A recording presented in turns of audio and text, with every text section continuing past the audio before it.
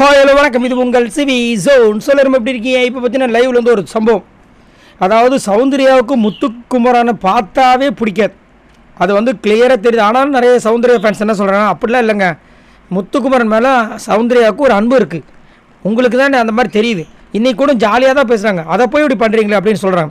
எதை சொல்கிறாங்கன்னா, ஒரு ஜாலியாக ஒரு ட்ரிப்பு கதை மாதிரி ஒன்று ஆரம்பித்தார் அருண். எல்லோரும் ஜாலியாக வந்துட்டு அவங்கவுங்க விஷயங்களை சொல்லிட்டு போனாங்க.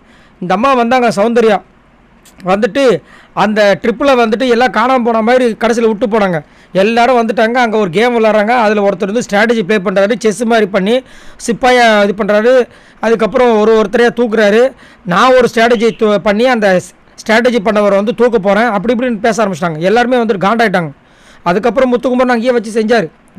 இப்போ என்னடானா எல்லாரும் அந்த ரேங்கிங் டாஸ்க் முடிஞ்சது. அதில் ஃபஸ்ட்டாக வந்துட்டு நம்ம முத்துக்குமரன் வந்தார், ரெண்டாவது சாச்சனா வந்தாங்க, மூணாவது ரயான் வந்தாங்க, லாஸ்ட்டாக பார்த்தீங்கன்னா நம்ம சத்யா அண்ட் ராணவ் அவங்க தான் வந்திருந்தாங்க. அவங்களுக்கு வந்துட்டு இம்போசிஷன் கொடுத்துருக்காங்க, ஹோம் ஒர்க், அதாவது பனிஷ்மெண்ட்டு. என்ன பனிஷ்மெண்ட்னா 100 தடவை எழுதணும். அவங்க சொன்ன அந்த விஷயங்களை வந்துட்டு எழுதணும்னு சொல்லி கொடுத்துட்டாங்க.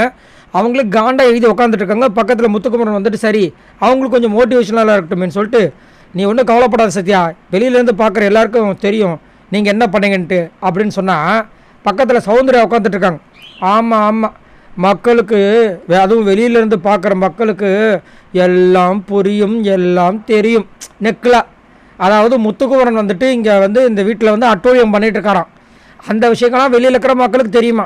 மேடம் வந்துட்டு இங்கே பியூர் ஹார்ட்டடாக இருக்காங்களாம், அந்த விஷயங்களும் மக்களுக்கு தெரியுமா. மக்களுக்கு எங்கே தெரிஞ்சிருக்கு?